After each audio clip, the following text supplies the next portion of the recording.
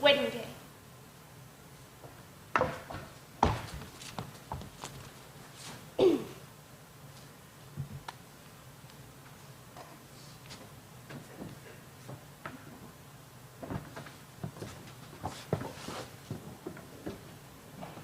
Now, fair Hippolyta, our nuptial hour draws on apace. 4 happy days bring forth another moon.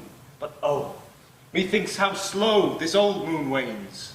She lingers my desires, like to a stepdame or a dowager, long withering out a young man's revenue. 4 days will quickly steep themselves in night. 4 nights will quickly dream away the time. And then the moon, like to a silver bone you bent in heaven, shall behold the night of our calamities. Go, Philostrates, stir up the Athenian youth to merriments. Awake the pert and nimble spirit of mirth.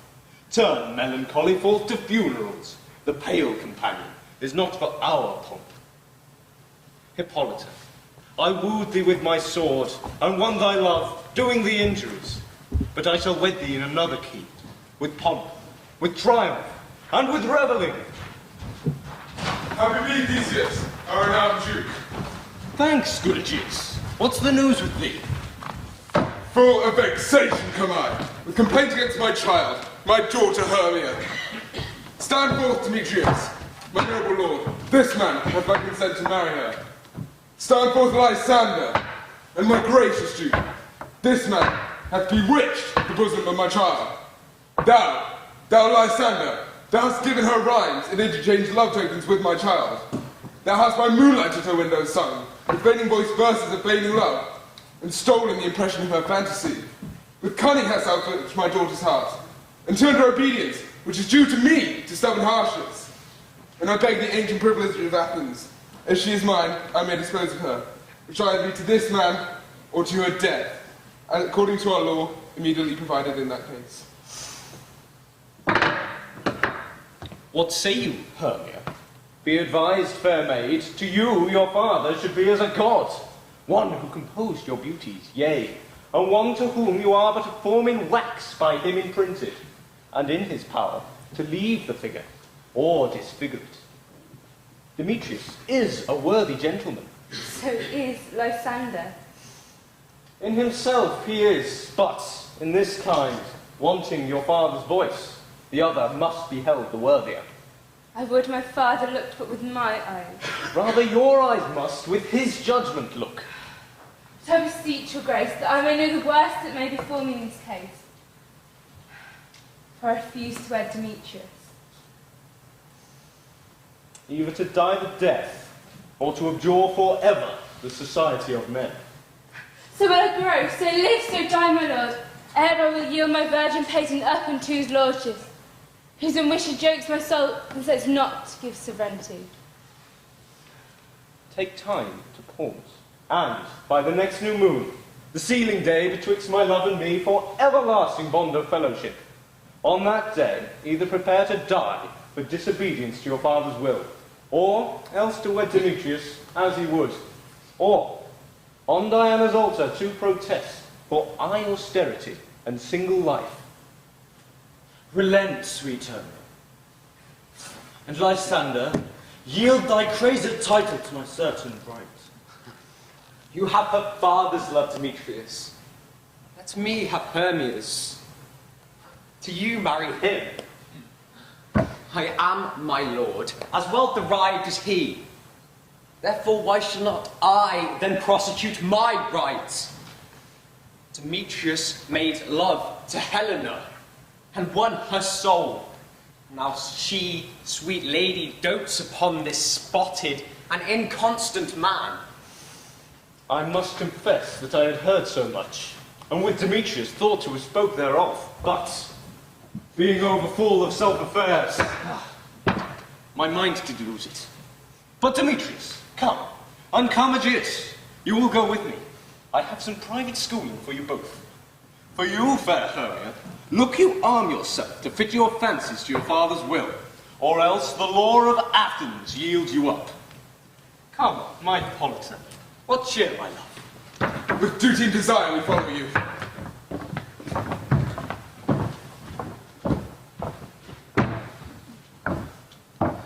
Ay, me. For aught that I could ever read, could ever hear by tale or history, that the course of true love never did run smooth. If two lovers have been ever crossed, then let us teach our child patience. Good persuasion.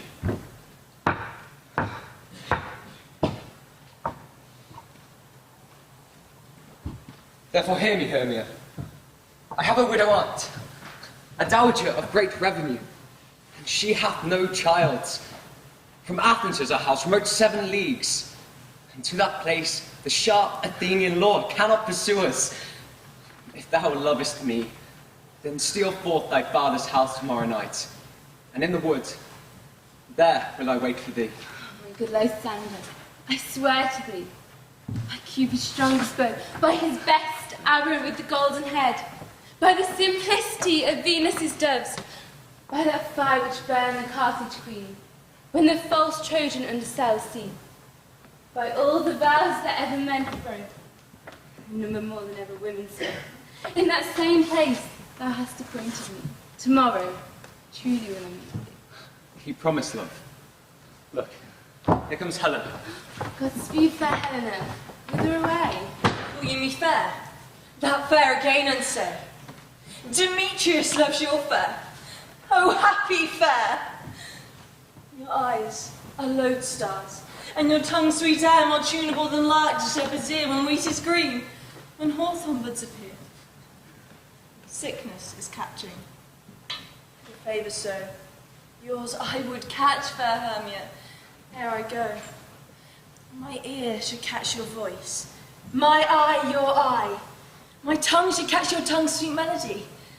And were the world mine, Demetrius being baited, the rest I would give to be to you translated. Oh, teach me how you look, and with what art you sway the motion of Demetrius' heart. I frown upon him, yet he loves me still.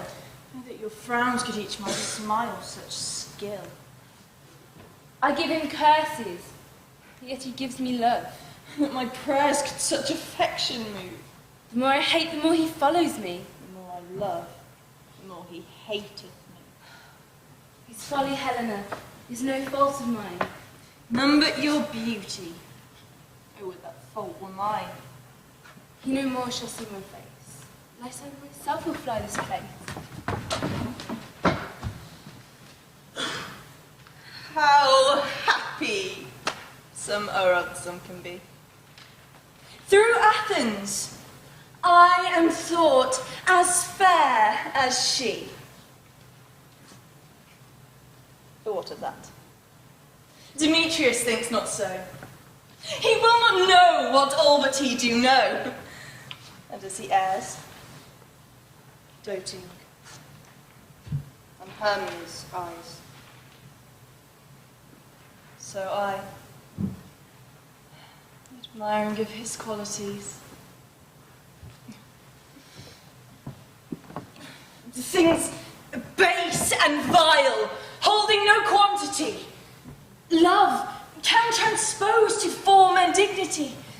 Love looks not with the eyes, but with the mind, and therefore is when Cupid painted blind, and nor hath love's mind of any judgment taste, no wings and no eyes figure unheedy haste, and therefore is love said to be a child, because in choice he is so oft beguiled as waggish boys in gain themselves forswear, so the boy love is perjured everywhere.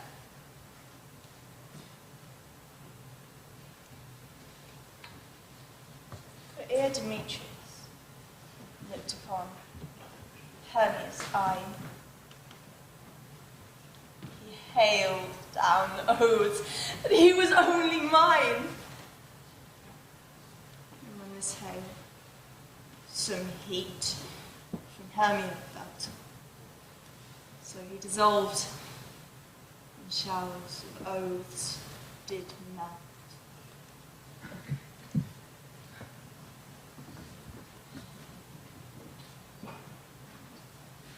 I will go tell him of fair Hermia's flight, and then to the woods tomorrow night he will pursue her. And for this intelligence, if I have thanks, it is a dear expense. But herein mean I to enrich my pain, to have his sight thither and back again.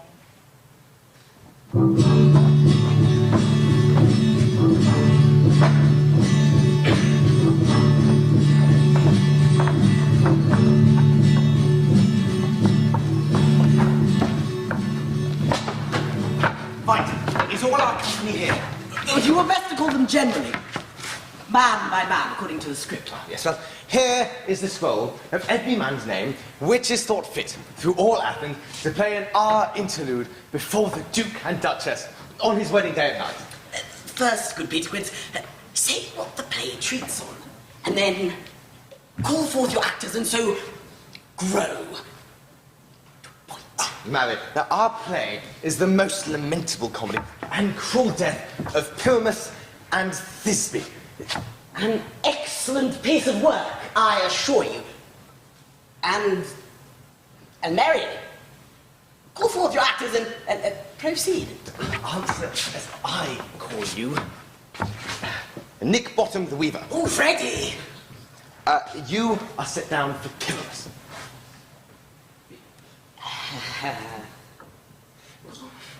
What is Pyramus? Is he a lover or a tyrant? No, he is a lover, but that kills himself most gallant for love. That shall require some tears in the true performing of it. Let them look to my eyes. I will move storms. I will condole in some measure. Yet my chief fame is for a tyrant.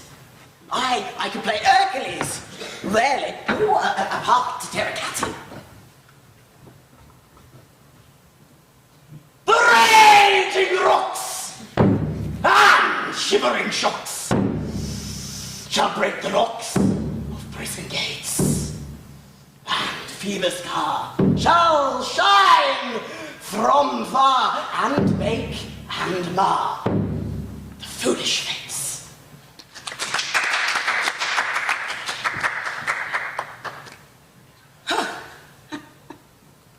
Now this was lofty. Very well. Proceed. Francis Flutes, the bellows mender.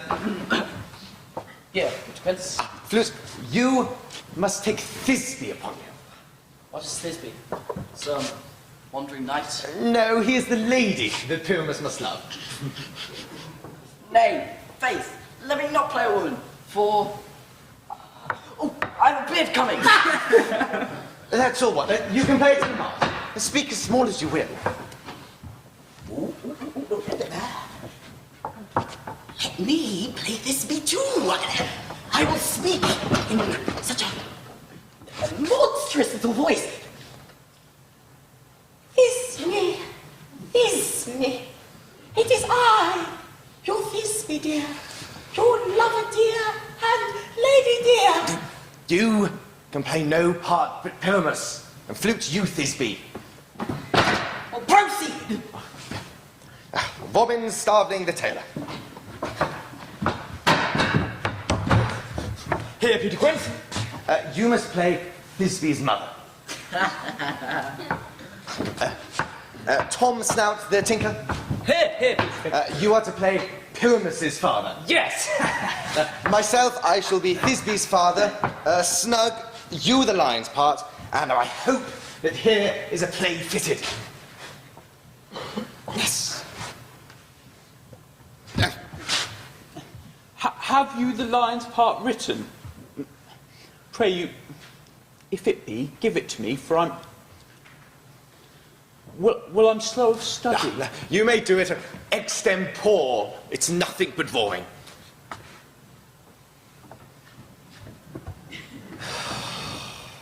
He played the lion's part too. I will roar will roar. But the Duke will say, let him roar again! Let him roar again! You should do it too terribly. You'd fright the ladies and the Duchess. And then they'd scream. And if that were enough to have us all hung. Extempore. I grant you, friends, that if you should fright the ladies out of their wits, they would have no more discretion but to hang us. But I will aggravate my voice so that I will roar you as gently as any sucking dove. I will roar you out at any nightingale. Now, you can play no part but Pyramus. I mean, of course, because Pyramus is such a sweet-faced man, a proper man, as one should see on a summer's day. A lovely, gentlemanly-like man. Therefore, you needs must play Pyramus. Very, very well, I shall undertake it. Yay! Beard where I best play it in. What you will. I can play it in your orange tawny beard, purple ingrain beard, your French crown, your perfect yellows. Some of your French crowns have no hair at all, and then you'd be playing it barefaced. But masters now, here are your parts, and I entreat you, request you indeed, desire you, to con them by tomorrow night. Now there we shall meet, in the palace wood, a mile without the town, to rehearse. For if we meet in the city, we'll be dodged by company, and not otherwise known.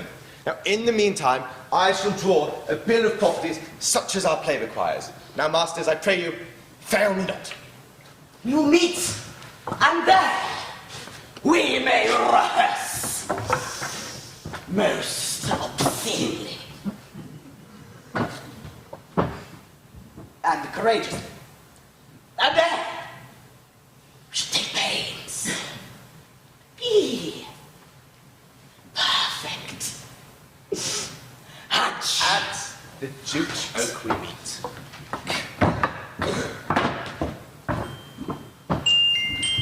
Extempore.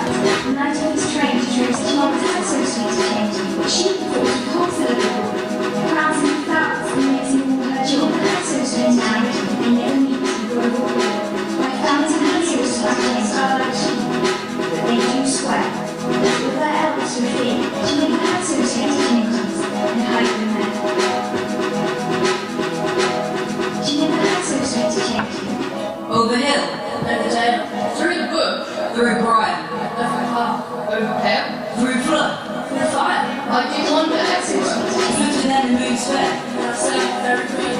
Did you put all on the room? Do you know how to all occasion to me? In the long good spots you see.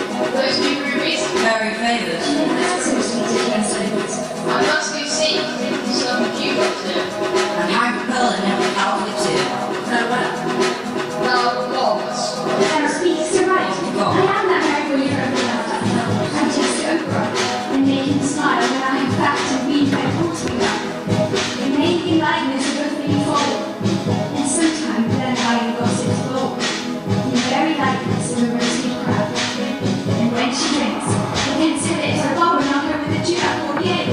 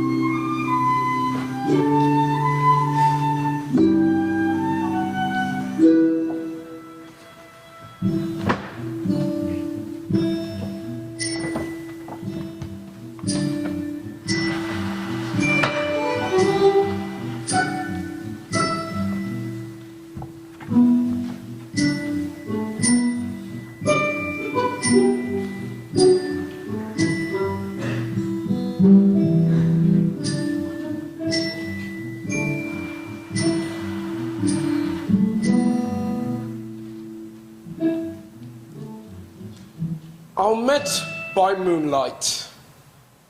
Proud Titania. My jealous Oberon. Ferry skip hence.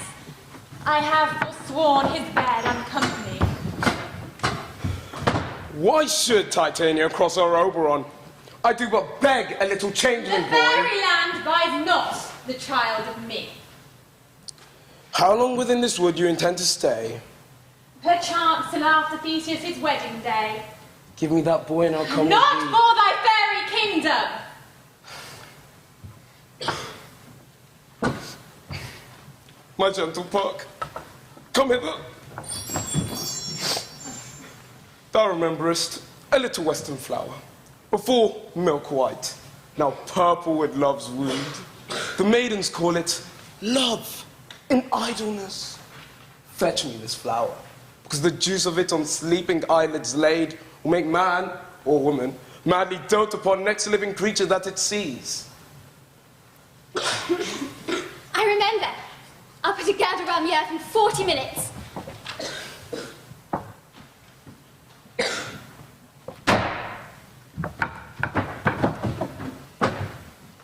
Having once this juice, I'll watch Titania when she is asleep and drop the liquor of it into her eyes. I love thee not, therefore pursue me not. Tempt not too much the hatred of my spirit, for I am sick when I do look on you. I am sick when I look not on you. You do impeach your modesty too much. To leave the city and commit yourself into the hands of one that loves you not. To trust the opportunity of night and the ill counsel of a desert place. With the rich worth of your virginity. Your virtue is my privilege. But it is not mine when I do see your face. Therefore, I think I am not in the night. Nor doth this wood lack worlds of company for you in my respect. All the world. And then, how can it be said that I am alone when all the world is here to look on me? I'll run from thee and hide me in the breaks, and I will leave thee to the mercy of wild beasts. The wildest have not such a heart as you. Run when you will. The story shall be changed. Apollo flies and Daphne holds the chase. The dove pursues the griffin. The mild hind makes speed to catch the tiger. I will not stay thy question. Let me go. Or if thou follow, do not believe that I shall do thee mischief. Aye, in the temple, the town, the field, you do me mischief. Fie, Demetrius, your wrongs do set a scandal on my sex. For we cannot fight for love as men may do. We should be wooed, but we're not made to woo. Follow thee, and make heaven of hell to die upon the hand I love so well. Fare thee well, nymph. Ere he do leave this grove, thou shalt fly him, and he shall seek out thy love. Hast thou the flower there? Aye, there it is. I pray thee give it to me. Whew. I know a bank while the wild thyme blows. There sleeps Titania sometime of the night, and with this juice I will streak her eyes. Thou take some of it, and seek through this grove. A sweet Athenian lady is in love with a disdainful youth. Streak his eyes, but do it when the next thing he espies. Maybe the lady, thou shalt know the man, by the Athenian garments he hath on. Fear not, my lord. Your servant shall do so.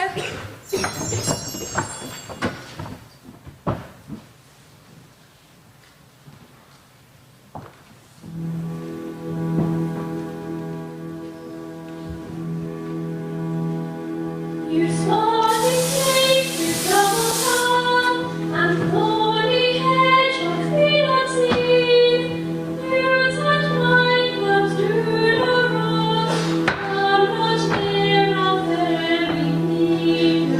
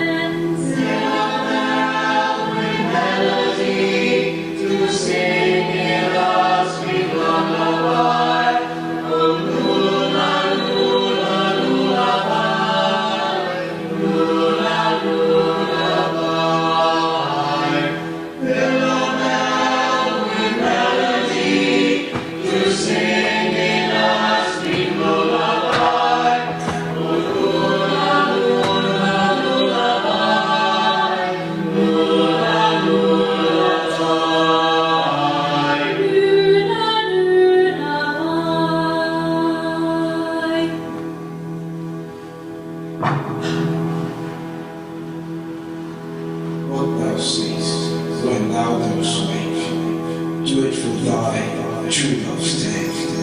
Love and language for his sake. Be it or ant, or cat, or bear, hard or bore, with bristled hair. In thy eye that shall appear, when thou wakest, it is thy dear. Wake when some vile thing is dead.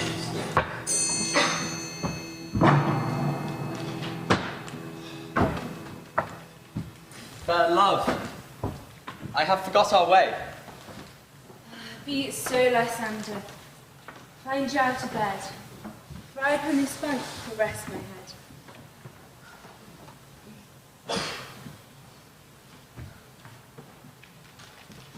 One turf shall serve as pillow for us both.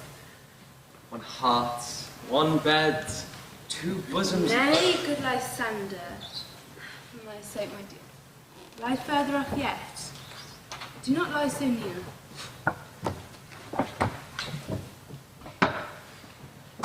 Through the forest have I gone, but Athenian found I none, on whose eyes I might approve this flower's force in stirring love. Night and silence, who is here? Weeds of Athens he doth wear. This is he, my master said. Despise it, the Athenian maid. Hear the maiden, sleeping sound on the dank and dirty ground. Pretty soul, she dares not. When thou wakest, let love forbid sleepless seat on my eyelid. So, awake when I am gone, for now I must overrun. Do thou kill me, sweet Demetrius?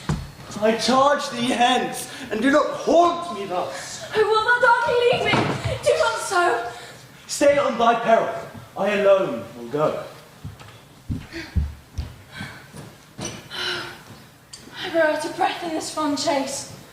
The more my prayer, the lesser is my grace. Happy is Hermia, wheresoe'er she lies, for she hath blessed and attractive eyes. How came her eyes so bright? Not with soft tears. If so, mine are oftener washed than hers. No, I am as ugly as a bear. For beasts that meet me run away for fear. But who is here? Lysander, on the ground, dead, or asleep? I see no blood, no wound.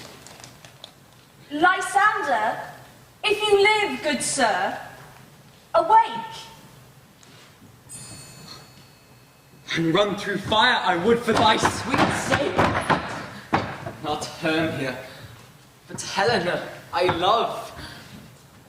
For who would not change a raven for a dove? What was I to this king mockery born? And in your hands did I desert this scorn? Oh, this lady of whom I'm refused should of another therefore be abused. And all my powers address thy love and might to honour Helen and to be her knight. Help me! Lysander, help me!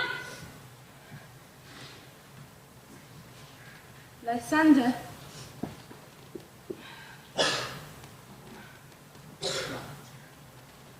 Out of sight, of hearing, gone. No sound, no word. No? Then I perceive you are not nigh. Either death or you I will find immediately.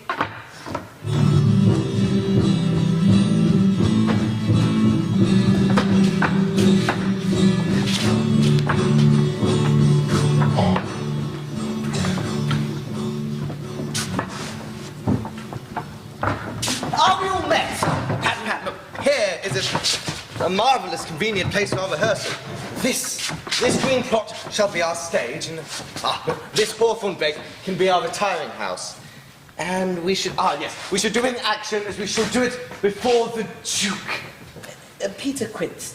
What sayest thou, bully bottom? There are things in this comedy of Pyramus and Thisbe that will not please. I mean, first, Pyramus must draw a sword to kill himself, which the ladies cannot abide. What sayest thou? By a lake, a parlour's fit. I believe the king must be left out when all is done. No. I have a device to make all well. Let a prologue be written, and let the prologue seem to say that we will do no harm with our swords, and that I, Pyramus, am not killed. And, for the more better assurance, tell them that I, Pyramus, am not indeed Pyramus, but Bottom, the weaver. This shall put their minds at rest. Well, we shall have such a prologue, and it can be written in 8 and 6. No! Let it be written in 2 more. Let it be written in 8 and 8. Will not the ladies be afraid of the lion? I promise you.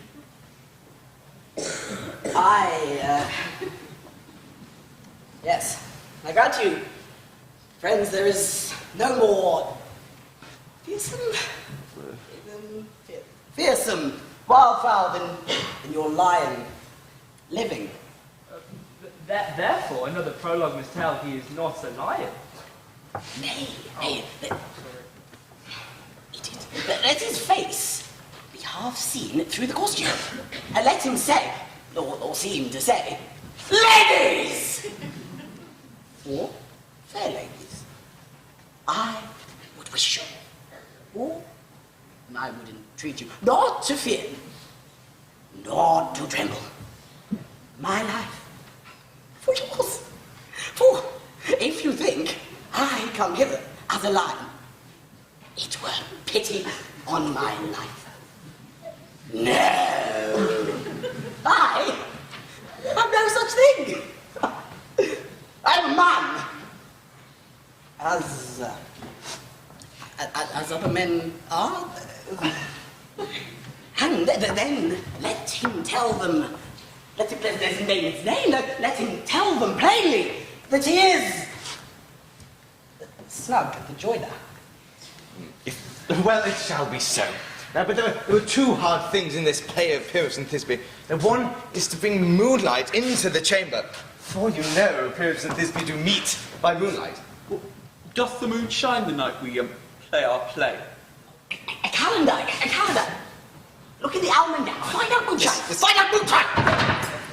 Yes, the moon doth shine that light. Why, then, a casement in the great chamber where we play our play must be left open, and the moon may shine in at the casement. Aye, or else someone could come in with a bush, a lanthorn, or a dog, and say he comes to disfigure, no, to present moonshine. But there's another third thing. We must have a wall in this great chamber, for you know, Pyrrhus and Thisbe, says the story, do talk through a chink in the wall. You could never bring in a wall. What say you, Bottom? Some man or other must present wall, and let him have some loam, or some plaster, or some rough cast about him to signify wall, and let him hold his fingers thus. And it's through that cranny that Pyramus and Thisbe may whisper. Well, if all is well, then that may be so. Now, gentlemen, to rehearse your part. Pyramus, you must begin. When you have spoken your speech, you must enter into that play, and so everybody else according to his cue.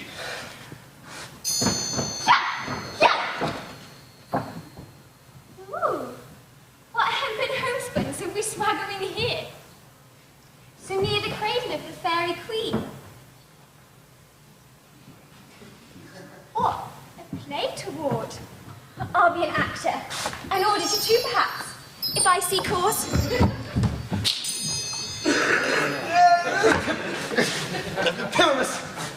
Speak! Thisbe, stand for.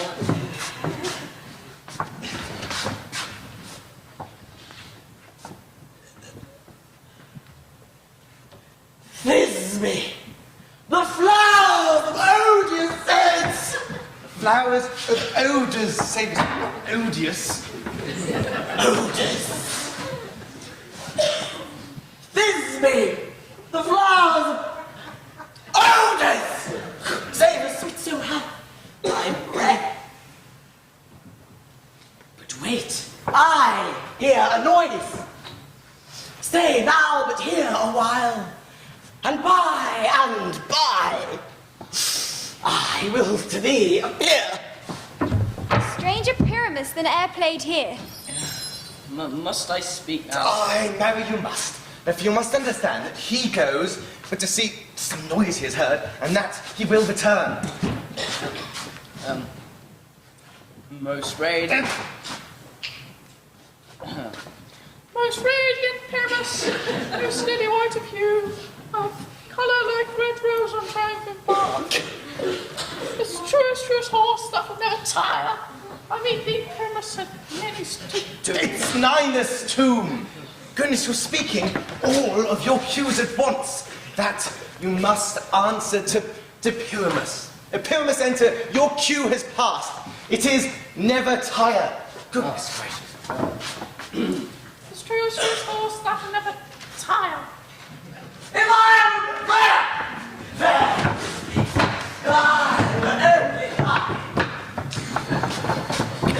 Goodness, masters, fly, be gone! I'll follow you. I'll lead you about around. Through bog, through brush, through brake, through briar. Sometimes a horse I'll be, sometimes a hound. A hog, a headless bear, sometimes a fire. And neigh and bark and grunt and roar and burn, like horse, hound, hog, fire, bear, at every turn. this is neighbouring them to make me a fit. Oh, Bossum, thou art changed. What do I see on me? And that is any way I'm making, do you? Oh, bottom, thou art translated.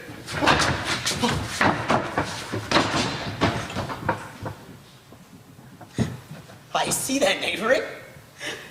This is to make me a fit. They shall not know that I am afraid. I will sit here. And I will sing. The owls will cock.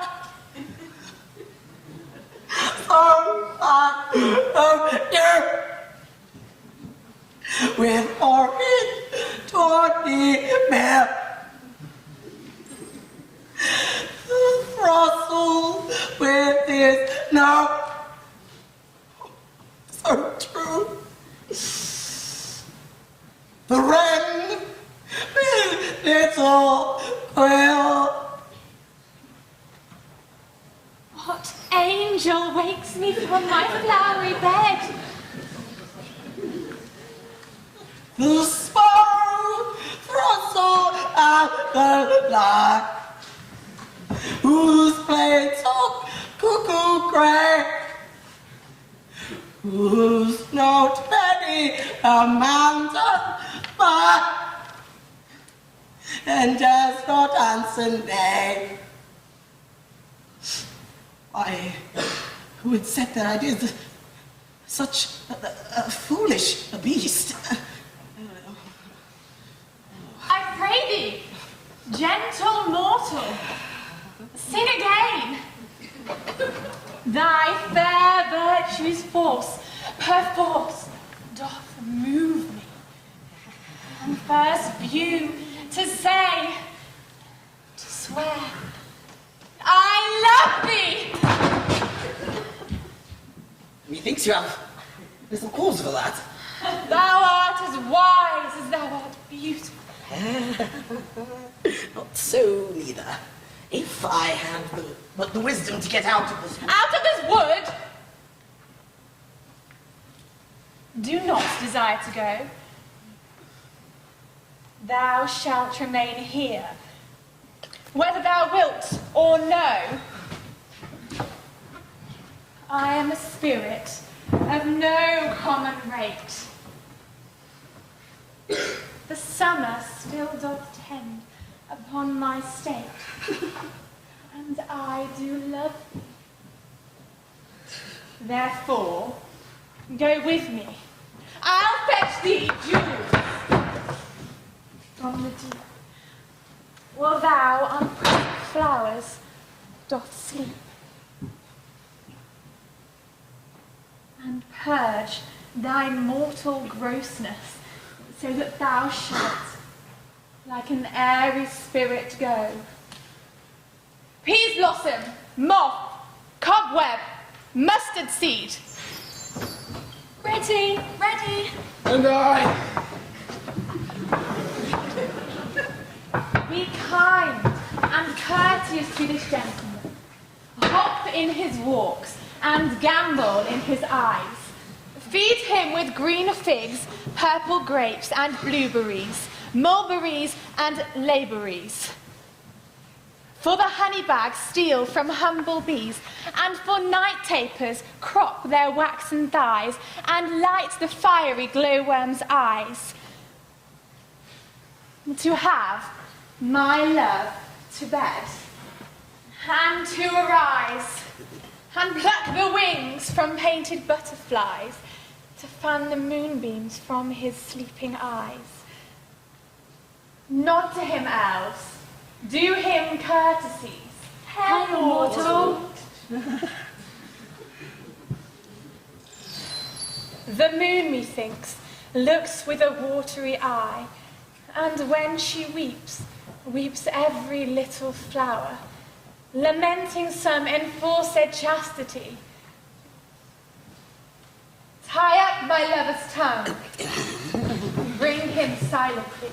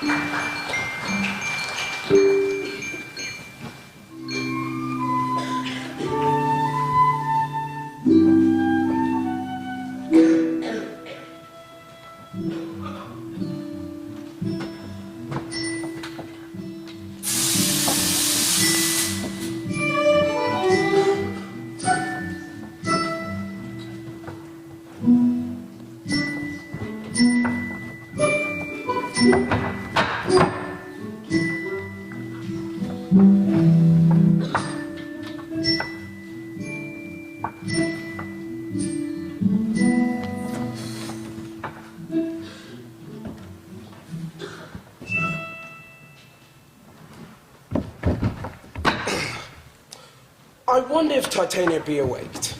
Mad spirit, what night rule about this haunted grove? My mistress with the monster is in love.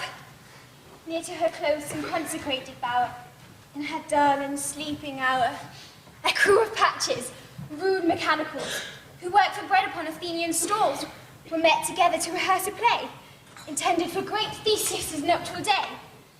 The shallowest thick skin of that barren sort, who Pyramus presented, in their sport, forsook his scene and entered in a break. When I did him at his advantage take, an ass's knoll fixed on his head. Anon, his Thisbe must be answered. But forth, my mimic comes.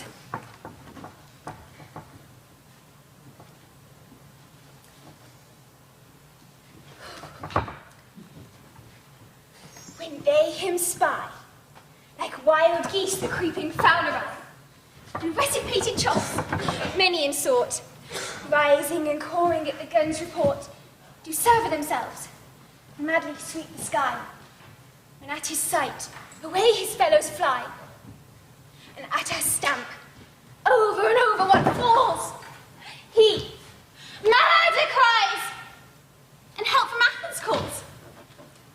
Their senseless weak, with their fears they're strong, made senseless things begin to do them wrong. The briars and thorns at their apparel snatch, some sleeves, some hats, from yielders all things catch.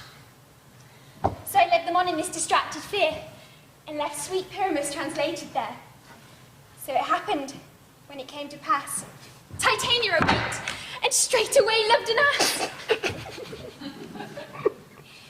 Oh my, this falls out better than I could have devised. Ah, but hast thou yet latched the Athenians' eyes with thy love juice? I took him sleeping. That is finished too. And the Athenian woman by his side. That when she waked, of force she must be eyed.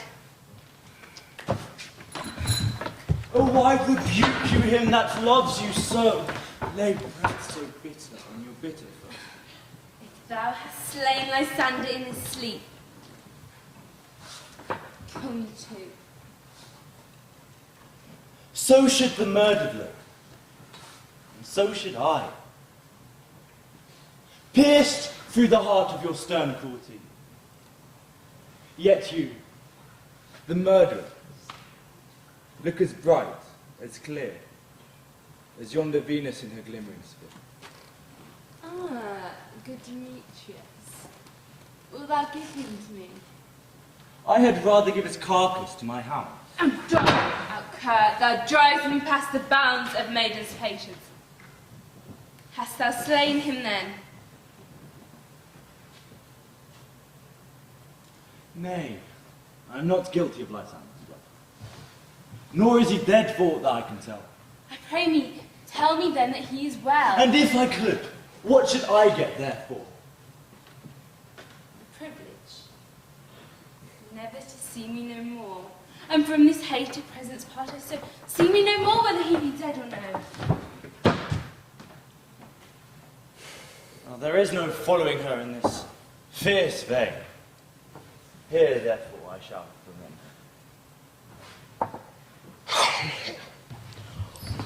What hast thou done? Thou hast mistaken quite, and laid the love juice upon some true love sight. About the wood, go swifter than the wind, as Helena from Athens look thou find. By some illusion see thou bring her here, I'll charm his eyes against you do appear. I go, look how I go, swifter than an arrow from Tartar's bow. Of this purple dye, hit with Cupid's archery, sink in apple of his eye, when his love he doth espy. Let her shine as gloriously as the Venus of the sky. When thou wakest, if she be by, beg of her for remedy. Captain of our fairy band, Helena is here at hand, and the youth mistook by me, pleading for a lover's fee.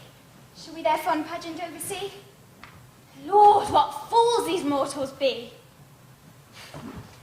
I had no judgment when to her I swore. None in my mind. And now you give her!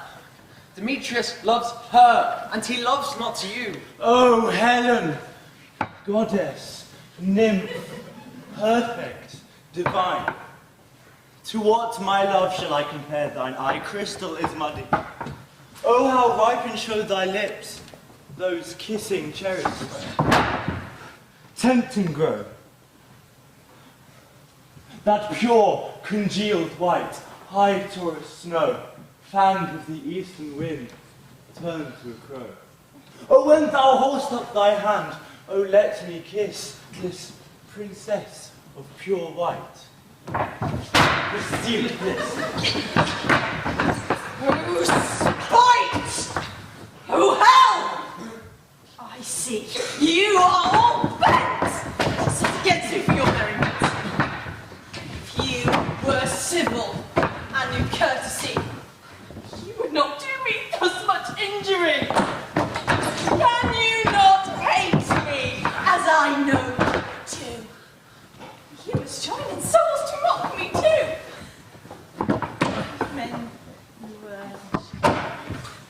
would not use a gentle lady so, to vow and swear and super praise my parts, when I am sure you hate me with your hearts. You are both rivals, and love Hermia. Are both rivals to mock Helen, a trim, surprise to conjure tears up in a poor maid's eyes with your derision. Noble sword, so to imagine and exalt patience. All to make you sport. You are unkind, Demetrius. Be not so. You love Hermia. This you know I know. Mockers waste more idle breath. Look where thy love comes. Yonder is thy dear. Lysander, why unkindly did thou leave me so? Why should he stay? Whom love doth press to go. What love could press Lysander from my sight? Fair Helena, more enguiled tonight than all young fiery O's and eyes of light. Why seekest thou me? Could not this make thee know the hate I bear thee? Made me leave thee so. You speak not as you think. It cannot be. Lo, she is one of this confederacy. Now I perceive they have conjoined all three to fashion this false sport, in spite of me. Injurious Hermia, most ungrateful maid! Have you conspired? Have you with these contrived to bait me with this foul derision? It's all the counsel that we two have shared. The sisters' vows, hours that we have spent when we have chid the hasty put a time of parting us off. Is it all forgot? Your school days spent friendship, childhood innocence. We, Hermia, like two artificial gods, have with our needles created both one flower, both on one sampler, sitting on one cushion, with warbling of one song, both in one key, as if our hands, our sides, voices and minds had been incorporate. And so we grew together, like two a double cherry, seeming parted, but yet an union in partition. Two lovely berries moulded on one stem, and so with two seeming bodies, but one heart. Two of the first like coats in heraldry, due but to one and crowned with one crest.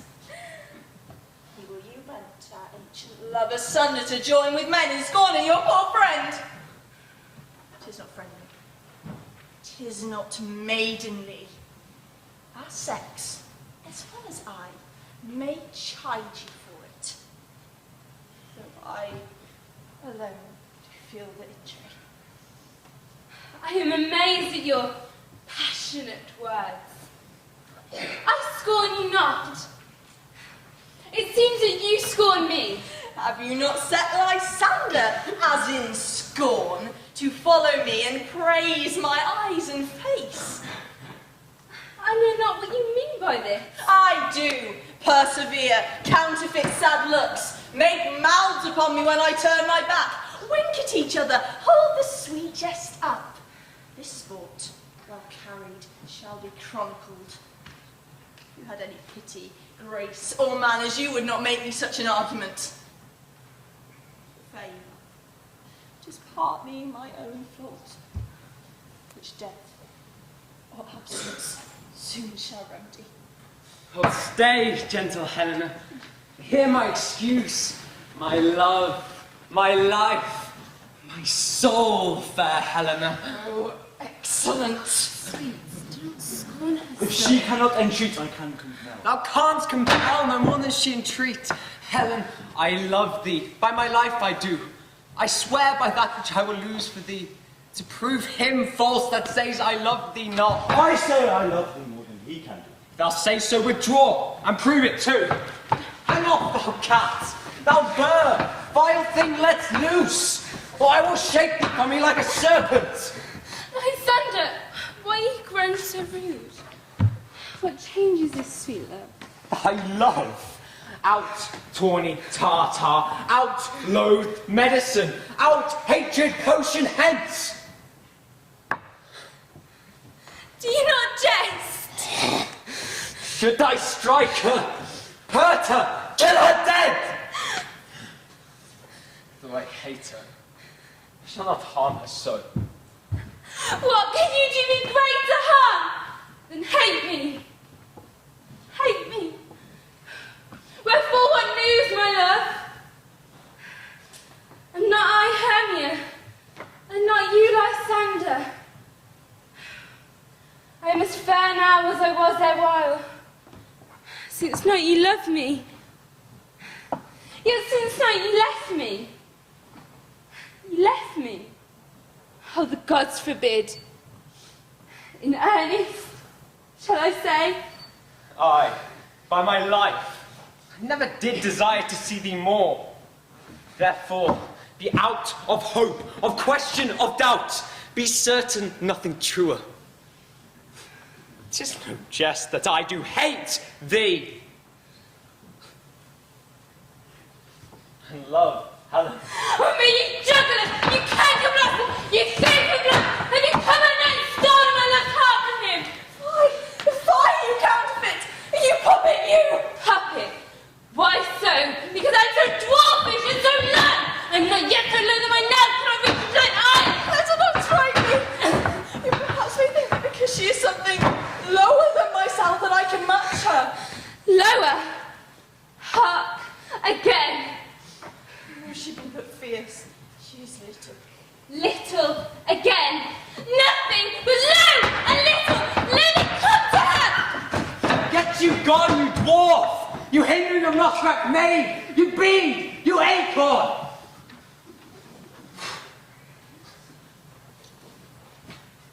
Follow, if thou durst. Follow? Nay, I'll go with thee cheek by jowl. Believe me, King of Shadows, I mistook. Thou seest these lovers seek a place to fight. So lead those thirsty rivals so astray, so that one may not come within the other's way. To lower brows doth counterfeiting sleep.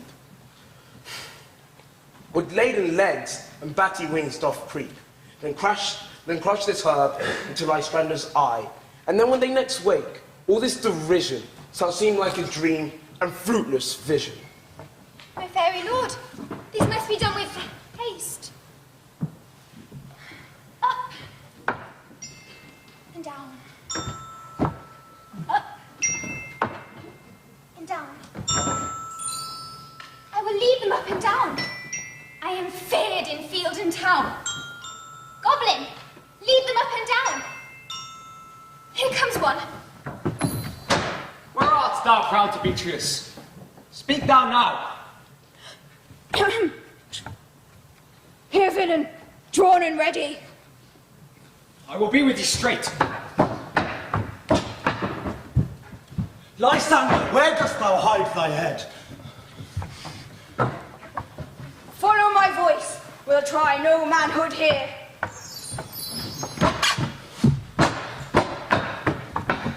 Oh, the villain is much lighter heeled than I.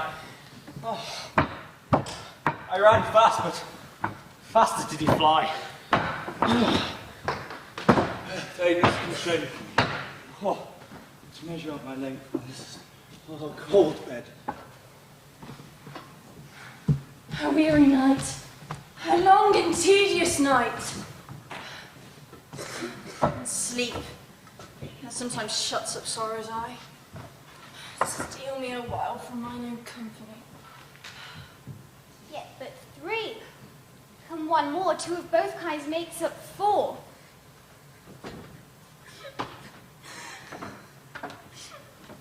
Never so weary. Never so remote. Bedabbled with the dew and torn with the briars. I can no further walk, no further go. My nerves can keep no pace in my desires. Here will I rest thee till the break of day. Heaven sure Lysander, if thou mean a fray. On the ground, sleep down. I'll apply to your eye gentle leather, remedy. When thou wakest, thou takest true delight in the sight of thy former lady's eye. And the country proverb known, that every man shall take his own, in your waking shall be shown. Jack shall have Jill, and all shall go ill. The man shall have his mare again, and all shall be well.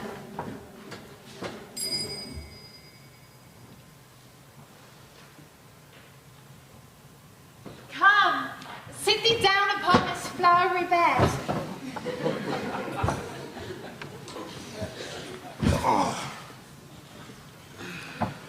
While I thy amiable cheeks do coy, and stick musk roses on thy sleek, smooth head, and kiss thy fair, large ears with gentle joy. Where is Monsieur Peas Blossom? Ready, ready.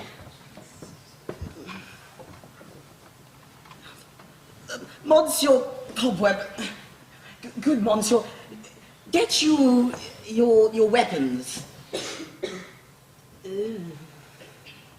And kill me a red-hipped humblebee. What a thistle. And bring me, good Monsieur, the honey bag, and oh, take care that the honey bag split not. I should hate to have him overflown with a honey bag. Scat, scat. What, wilt thou hear some music, my sweet love? I have good taste in music, methinks. Let us have the toms and the bones.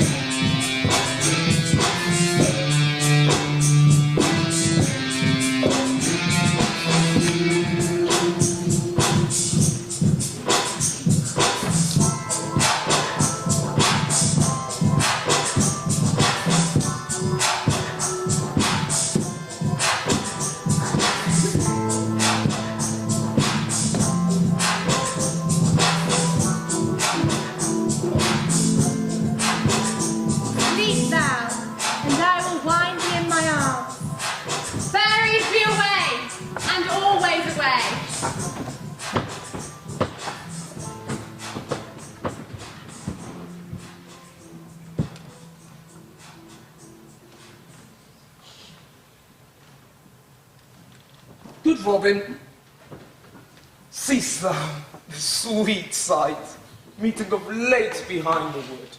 I did ask of her changeling child, and which she gave straight to me, and a fairy sent to bear me my bower in fairyland. And now I have the boy, so I will undo this hateful imperfection of her eyes. Be as thou wast wont be, see as thou wast wont to see. Lion's bud, or Cupid's flower, have such force and blessed power. Now, my Titania, wake you, my sweet queen. My Oberon! What visions my eyes have seen! Methought I was enamored of an ass!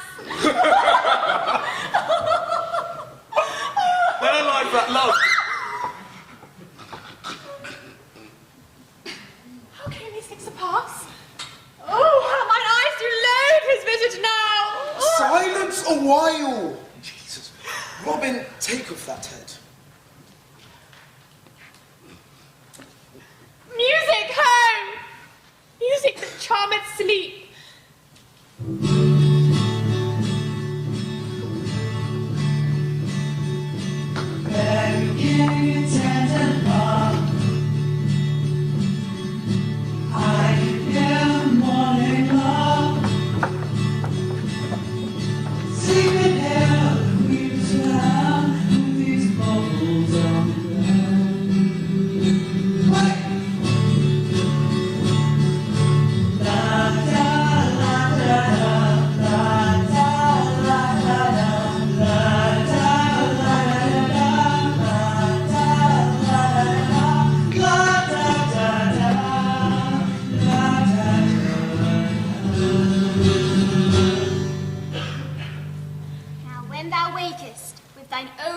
mortal's eyes peep.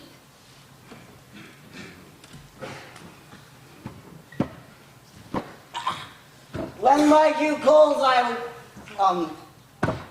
My next is most fair peerless. I hope. Peter Quince! Flute! Stag!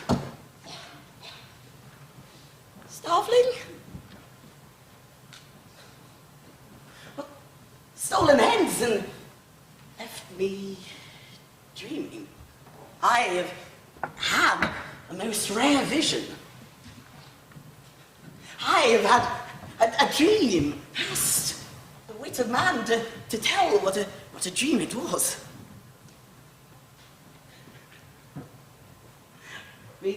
Methought I was.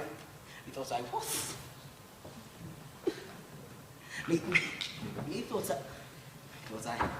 I had. A man is but a patched fool if he attempts to expound on what methought I had. The eye of man hath not heard. The ear of man hath not seen. The hand of man hath not been able to taste, nor the heart to recall what a dream it was. I shall have Peter Quince write a ballad of this dream, and it shall be called Bottom's Dream. For it hath no bottom. Yes. And I shall sing it. I shall sing it at the end of the play, but before the Duke. No. Peradventure, to make it more gracious, I shall sing it at her death. Lord, what fools these mortals be!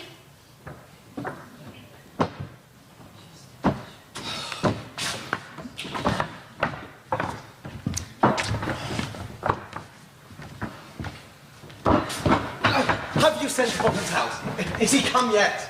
He cannot be heard of. Out of doubt he is transported. If he come not, then the play is marred. It goes not forward. It simply can't. There is no man in all Athens who can discharge Pyramus but he. Nay, he hath simply the best wit of any handicraft man in Athens. Aye, and the best man too. He's Paramore for his sweet voice. You must say Paragon, and Paramore is, God bless us, the king of North. Masters, the Duke's coming to the temple, and there are two or three lords and ladies more married. If our sport had gone forward, well, we'd have all been made men. Oh, sweet belief, Bottom. Where are these lads? Where are these hearts? Oh, Bottom, most courageous day.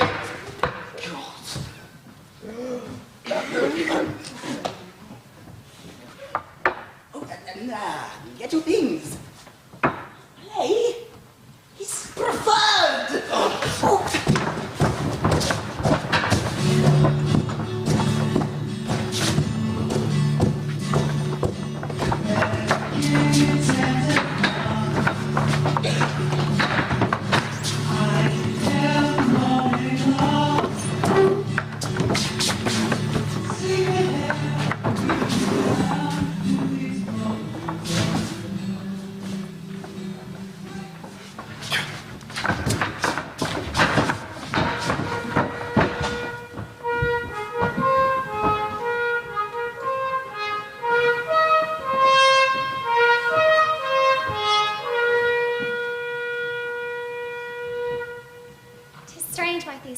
That these lovers speak of. More strange than true, the lunatic, the lover, and the poet. The poet's eye, in a fine frenzy rolling, doth glance from heaven to earth, from earth to heaven. The forms of things unknown, the poet's pen turns them to shapes, and gives to airy nothing a local habitation and a name. Such tricks have strong imagination, for if they could but apprehend some joy, it comprehends some bringer of that joy. Or in the night, imagining some fear, how easy is a bush supposed to bear. All the story of the night told over, and all their minds transfigured so together, more witnesses at these images, engrossed them with great constancy, how so strange and admirable. Here come the lovers, full of joy and mirth. Joy, gentle friends, joy and fresh days of love accompany your hearts. Come now, what masks, what dances shall we have to wear away the long age of 3 hours between after supper and bedtime? Where is our usual manager of mirth? What revels are at hand? Is there no play to ease the anguish of a parting and torturing hour? Call, Philostrate! Here, mighty Theseus. There is a brief to say how many sports are ripe, sir. Make choice of which your highness will see first. The Battle of the Centaurs, to be sung by an Athenian eunuch to the harp. Will none of that. That have I told my love in glory of my kinsman Hercules. The riot of the tipsy bacchanals, tearing the Thracian singer in their rage. That is some satire keen and critical, not suiting with a nuptial ceremony. Thrice 3 muses, mourning for the death of learning, late deceased in beggary. That is an old device, and it was played when I from Thebes last came a conqueror. A tedious brief scene of young Pyramus and his love Thisbe. Very tragical mirth. Merry and tragical? Tedious and brief? Ha ha! That is hot ice and wondrous strange snow. How will we find the concord with this discord? There is a play, my lord, some 10 words long, which is as brief as I have known a play. But by 10 words, my lord, it is too long, which makes it tedious. For, in all the play, there is not one word apt, one player fitted, and by tragical, my noble lord, it is, for Pyramus therein doth kill himself, which, when I saw rehearsed, I must confess, made mine eyes water. But more merry tears, the passion of love, laughter never shed. And I will hear it. Oh, no, my noble lord, it is not for you. I have heard it over, and there is nothing in this world. And unless you can find good sport in their tents, extremely stretched and conned with cruel pain, to do you service? I will hear that play, for never anything can be amiss when simpleness and duty tender it. Go, bring them in, and take your places, ladies. I love not to see wretchedness overcharged, and duty in its service perishing. Why, my gentle sweet, you shall see no such thing. He says I can do nothing in this kind.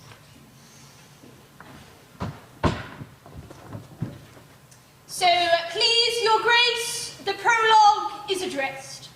Let him approach.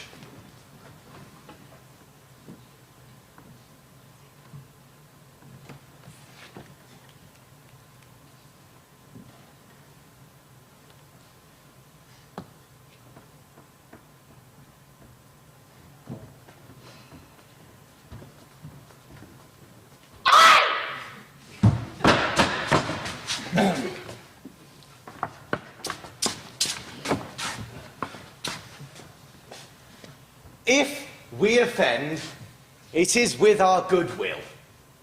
That you should think we come not to offend, but with this goodwill, to show our simple skill. Now that is the true beginning of our end. Consider then that we come but in despite, that we don't come as minding to content you. Now our pure devices is to make your happiness. The actors are at hand, and by their show you shall know all that you are like to know. This fellow doth not stand upon points. He hath rid his prologue like a rough colt. He knows not the stop. A good morrow, my lord. It is not enough to speak, but to speak true. Indeed. He hath played his prologue like a child in a recorder. Sound, but not in government. His speech was like a tangled chain, nothing impaired, but all disordered. Who is next?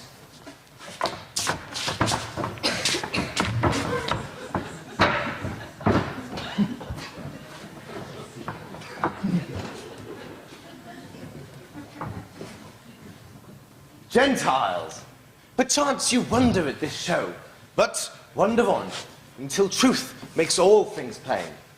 With this man is Pyramus, if you would know, and this beauteous lady, Thisbe is certain that this man with lime and Gothcar doth present war.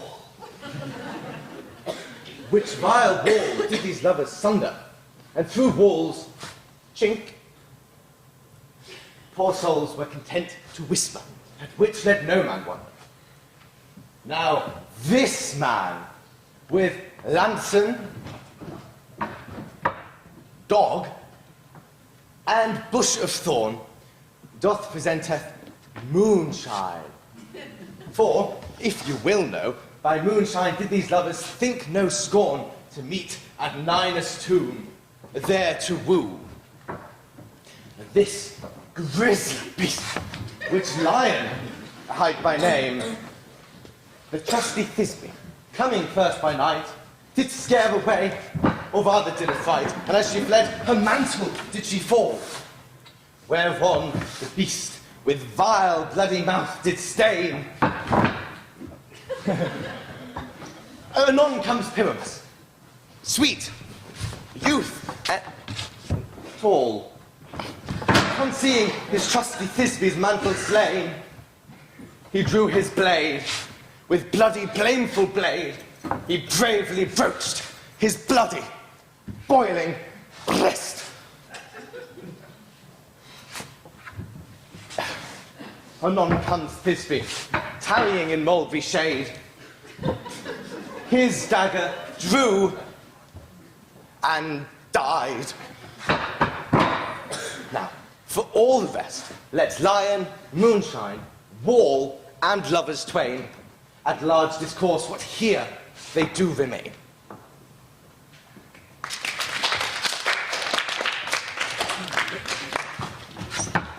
I wonder if the lion be to speak. No wonder one lion may, many after. In this same interlude, it doth befall that I, one Snout by name, represent war, and such a war as I have you think, that had in it a crannied hole, or a chink, through which the lovers, Pyramus and Thisbe, did often whisper, very secretly, that this loam, this rough cast, and this stone doth show that I am the same wall, if the truth is so. This cranny, so ripe and sinister, through which the fearful lovers are to whisper.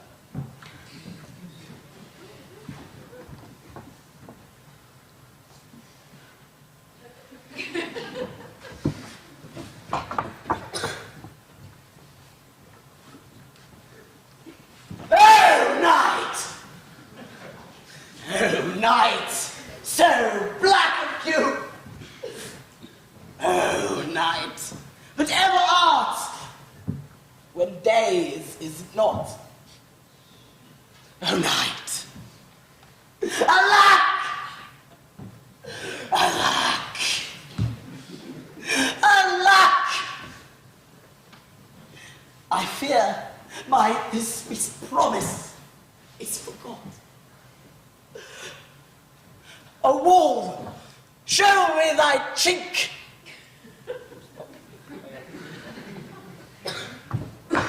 Thanks, courteous wall.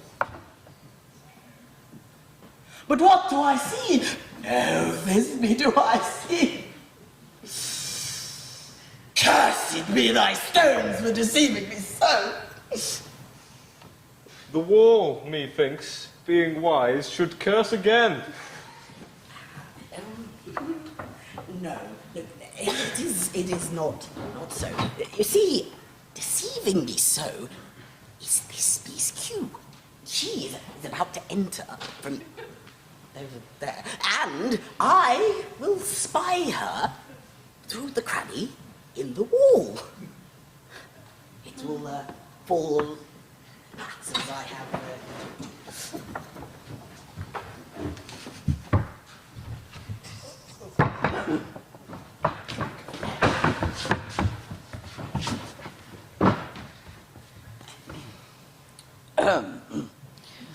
O wall, full often hast thou heard my moans, for parting my fair Pyramus and me. My cherry lips have often kissed thy stones, with stones and lime hair knit up in thee. I see a voice.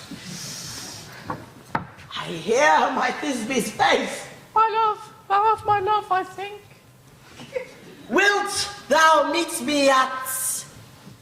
At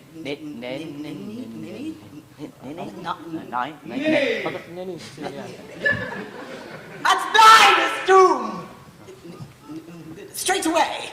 Tide life, tide death, I come without delay.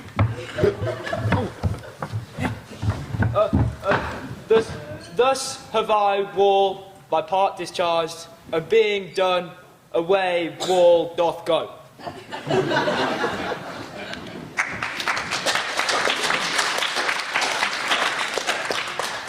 This is the silliest stuff that I've ever heard. The best in this kind are but shadows, and the worst are no worse, if imagination amend them. It must be your imagination then, and not theirs. If we imagine no worse of them than they of themselves, they may pass for excellent men. And here come two noble beasts in, a man and a lion. You ladies, you whose gentle hearts do fear the smallest monstrous mouse that doth creep along the floor, may now perchance both quake and tremble here, when lion rough in wildest rage doth roar. Then know that I, as snug the joiner, am a lion fell, nor else no lion's dam. For if I should, as lion, come into this place in strife, twere a pity on my life. A very gentle beast, and of good conscience. The very best at a beast, my lord, that e'er I saw. This lion is a very fox for his valour. True, and a goose for his discretion. Not so, my lord, for his valour cannot carry discretion, and the fox carries the goose. His discretion, I am sure, cannot carry his valour, for the goose carries not the fox. It is well, leave it to his discretion, and let us listen to the moon.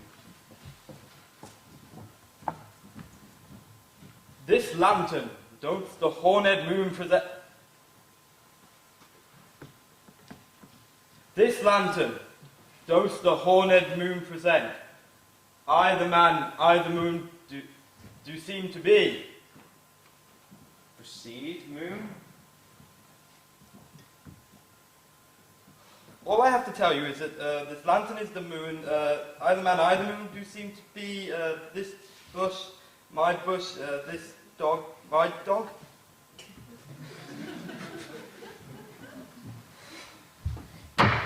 This is all Niddy's too. Where is my love? Wrong! Well brought, lion. Well run, Thisbe. Well shone, moon. Truly the moon shines with a good grace. Well moused, lion. Then came Pyramus, and so the lion vanished.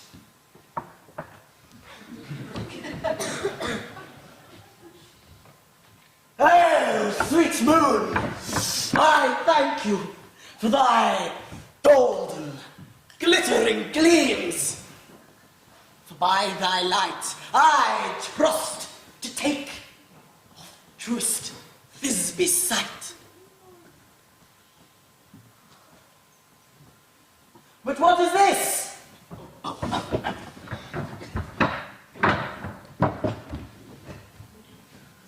But what is this? Eyes to see. How can it be? Oh, dainty duck! Oh dear, good stained blood. Thus I die. Thus my soul is in the sky. Tongue, lose thy light. Soul, take my flight.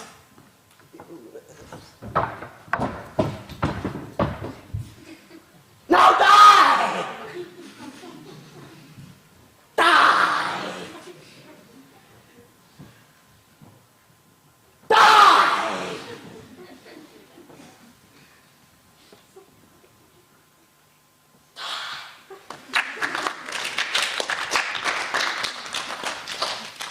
Thisbe should not be such a long one as Pyramus.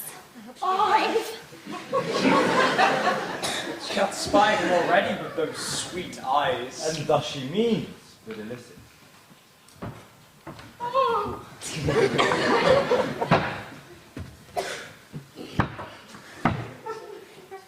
Asleep, my love. What?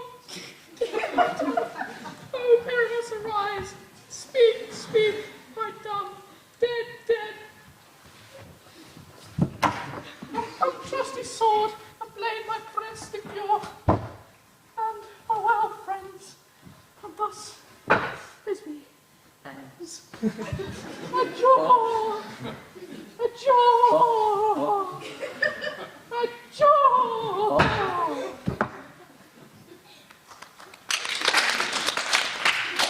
Moonshine and lime are left to bury the dead.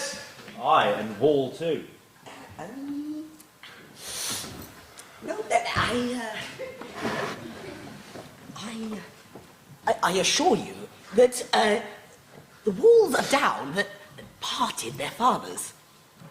Would you care to see a prologue or a Bergamasque dance performed by the company? No epilogue, I pray you. Now, lovers, to bed. 'Tis almost time. To bed!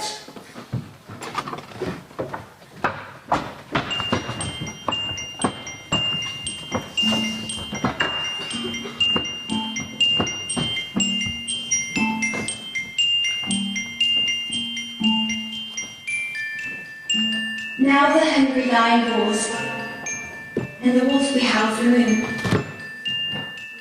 Whilst the heavy plowman snores, all with weary task foredone, I am sent with broom before to sweep the dust behind the door.